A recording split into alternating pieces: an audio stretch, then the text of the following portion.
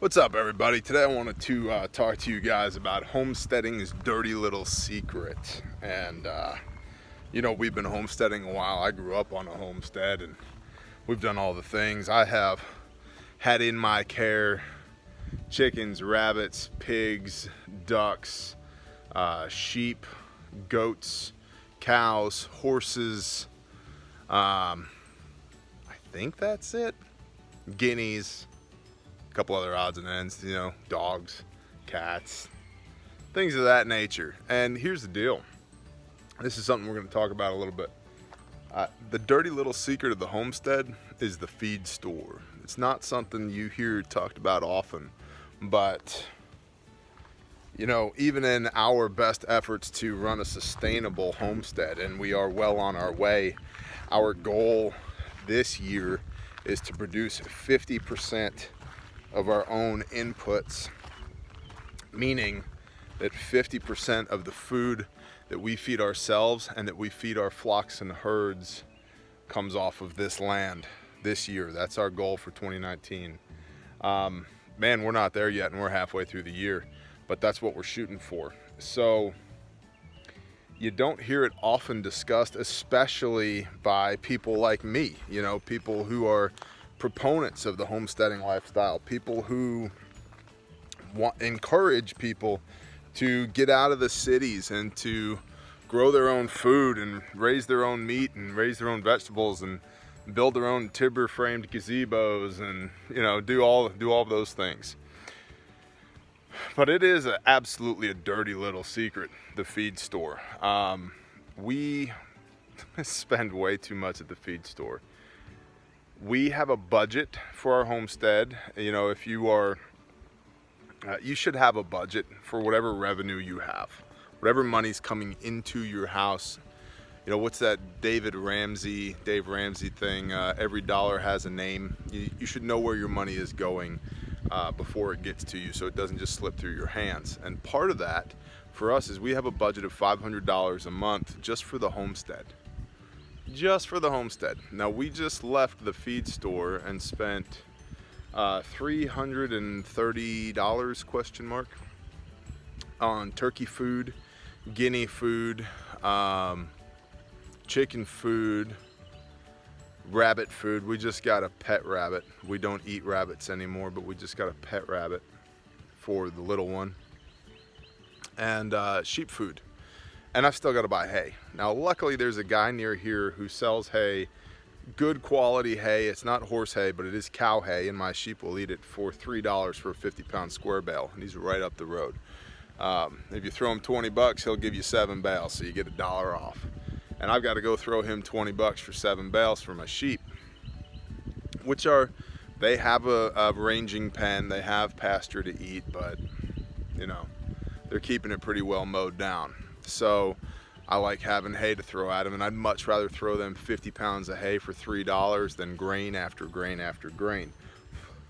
So it's just something you don't hear much talked about, the feed store. And then, if you're homesteading for SHTF, man, which that's part of our plan. Part of our preparedness plan is to be able to produce our own calories, which is why our goal this year is to produce 50% of our own calories. Now, I've done it before. I've produced 40% of our total calories in a 1/3 of an acre yard in North Texas with meat rabbits, meat birds, laying hens, row crops, chickens, raised beds, fruit trees, nut trees, just in our backyard in North Texas. So if I can do that there, I can definitely do it here. But man, getting to there, we've spent a ton of money on food for our animals, on fencing, on posts and concrete and feeders and waterers and shavings and hay and all the things, just all the things. So I would encourage you that if you're going to get into homesteading, please have a budget. I'm a big proponent of get out of debt. What's my step one for homesteading or for preparedness? Step one is get out of debt, because you got to free up that revenue to do other things with it. So if you're servicing a large amount of debt or even a small amount of debt, get rid of that debt first so that you have the revenue, you have the operating budget, because it takes money to do these things. And I mean, that's not something you hear about often, but we have $6,000 a year in the budget just for the daily operation of this place. $500 a month, $6,000 a year. So the first thing I would do is, man, get out of debt. And then the second thing I would do, if you're kind of where we are out of debt, we are on a homestead, we have lots of animals. My wife has a bird addiction. She just bought 10 more turkeys, and the guy that she bought them from was like, oh yeah, I got 500 birds and I'm downsizing. It's like, oh gosh, why'd you tell her that? Great. So, but where we are now is figuring out how to, what are the best practices on this property in our environment, with our amount of sunlight and rainfall, in our climate, our agricultural zone, with our animals, our flocks and herds, to produce 50% of not only our own food, but the food that our food eats. Now, some people would say, dude, just become vegan. No, I'm good. I like meat. I had lamb tacos for dinner last night. They were tremendous. Believe me. And I mean like bigly good. So, yeah.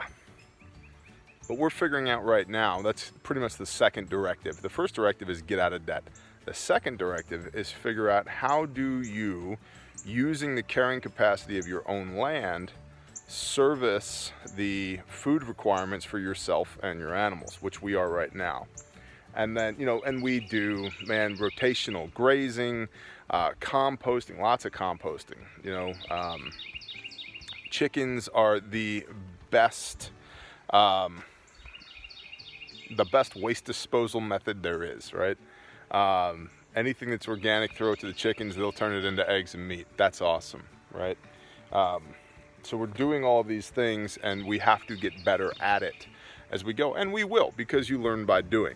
And so that's pretty much the second directive. And then the third directive is to figure out, once we implement directive 2, figuring out how do we get 50%, to learn through the doing of that to get as close to 100% as possible. I think it's possible to get to 100%, but at some point there's a serious, you're definitely dealing with diminishing returns, right? Your return on investment gets smaller and smaller as you approach 100% sustainable, which is why specialization of labor is good, which is why it's good to be part of a crew, a team, a mag, a tribe, whatever. Because, if Bob grows 80 acres of corn, but he's got no meat, I could throw Bob a couple of sheep, and Bob can throw me a bunch of corn, and now my chickens are fed, or whatever.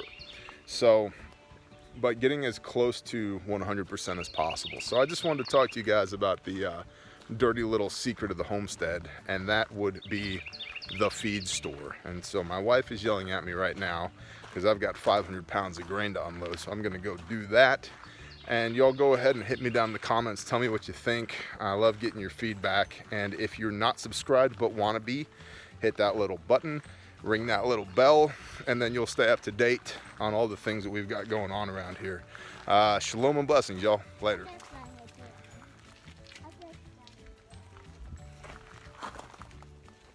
Hey, where you going? Like I said, I still gotta buy hay.